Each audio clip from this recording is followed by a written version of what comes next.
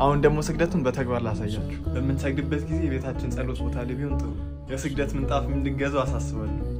በምንሰግድበት ጊዜ 3 አይነት ስግደቶች አሉ። አንደኛው መደበኛው ስግደት ነው። ጉልበታችንና ግንባራችን መሬት አስነክተን የምንነሳበት ነው። እሱም ደግሞ ይሄን ይመስላል።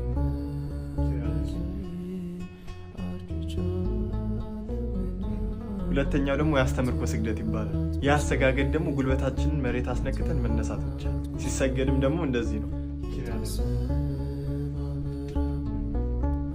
የመጨረሻው ደግሞ አድንኖ ስግደት ይባላል። ያሰጋገድ ደግሞ ግንባራችንም ጉልበታችንም መሬት ሳይነካ ባለንበት ቦታ ጎንበስ ማለት ነው። ሲሰገድም ደግሞ እንደዚህ ነው።